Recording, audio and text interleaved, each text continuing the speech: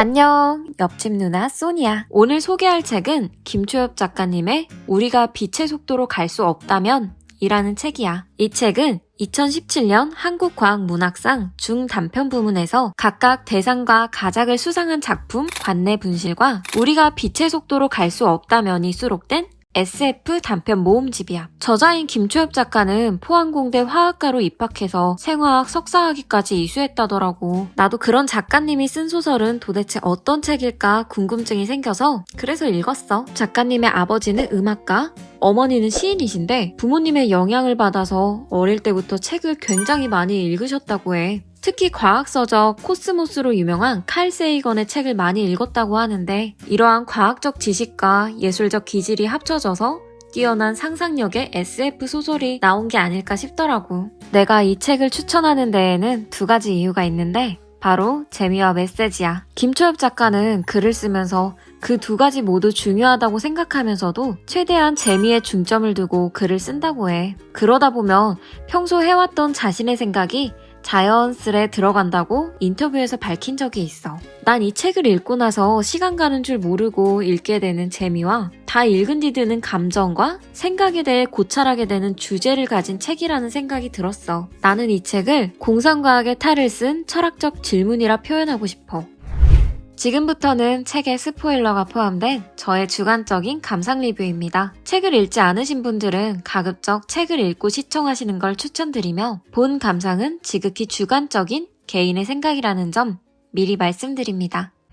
나는 먼저 책의 첫 번째 단편, 순례자들은 왜 돌아오지 않는가부터 얘기해보고 싶어. 간단하게 말해주자면 유토피아로 상징되는 마을에서 지구로 떠난 순례자들이 돌아오지 않는 이유를 알고자 기록을 찾는 데이지와 그 기록에 관한 내용이야. 단편에 나오는 지구는 우리가 사는 지구와 다르게 타고나기를 개조받은 자와 그렇지 못한 자들이 살고 있어. 그들은 사는 공간조차 분리된 생활을 하고 있지. 꼭 현실 속 사람들이 부모와 집안을 고르지 못하고 태어나지만 본인의 의지와 상관없이 차별받으며 사는 모습과 많이 닮아있다는 생각이 들더라고. 지금 나한테 부와 신분으로 차별받지 않는 마을이라는 곳으로 갈 기회와 지구에 남을 기회가 주어진다면 어떻게 할 것인가? 라는 질문이 떠올라서 굉장히 좋았어. 앞서 말한 주제에서 오는 고찰을 많이 느꼈지. 서로 사랑할 기회조차 없던 마을을 만들어내서 인간이 가진 가장 큰 욕망은 내가 갖지 못한 것이 아닌 내가 진실로 원하는 주체적인 것임을 깨닫게 해주는 것 아닐까 하는 생각을 했어.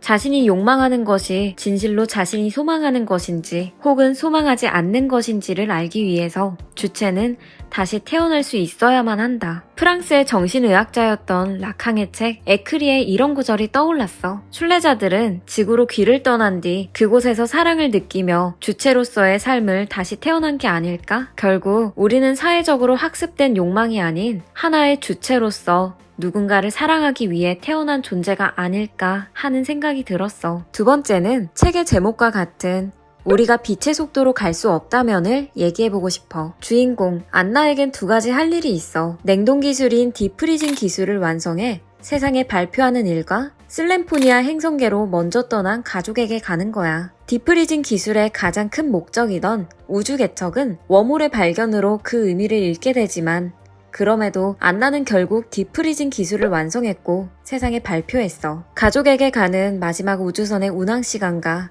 발표가 겹쳐서 가족에게 돌아가지 못할 수도 있다는 위험을 감수해야 했지. 안나는 주어진 일을 해내지만 결국 가족에게는 돌아가지 못해. 안나는 홀로 우주정거장에 남아 혹시 모를 다음 우주선을 기다리면서 자신이 완성한 디프리징 기술로 100년이 넘는 시간 동안 스스로를 동결하고 해동하길 반복해. 허나 더 이상 자신에게 남은 시간이 없음을 깨닫고 낡은 우주선에 올라 무모한 여정을 떠나게 되는 내용이야. 맹자의 진인사대 1000명이란 말 들어봤어? 맹자는 1000명을 아는 사람은 곧 넘어질 위태로운 담장 아래에 있지 않는다. 자신의 도를 다하고 죽는 것이 바로 올바른 명이다. 죄인이 되어서 죽는 것은 올바른 명이 아니다. 라고도 말했는데 난 이 편을 읽고 진인사대 1000명이란 이 말을 곱씹어보게 됐어. 안나에겐 할 수 있는 일이 남아있었고 그 일의 끝이 죽음일지언정 헛되이 죽으려 하지 않았지. 낡은 우주선을 끌고 슬램포니아 행성계로 가지 않는다면 안나는 그저 위태로운 담장 아래에 깔려 죽길 기다리며 있는 것과 같다고 생각하지 않았을까? 안나가 슬램포니아에 도착하지 못하더라도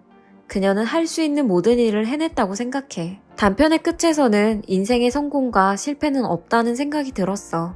그저 나한테 주어진 할 수 있는 다 해야만 하는 일들과 그 결과를 겸허히 받아들일 마음만 있을 뿐이다 라고 생각했어. 시청자분들도 우리의 상상력과 감성을 함께 자극해줄 김초엽 작가님의 책 우리가 빛의 속도로 갈 수 없다면 읽어보는 거 어때?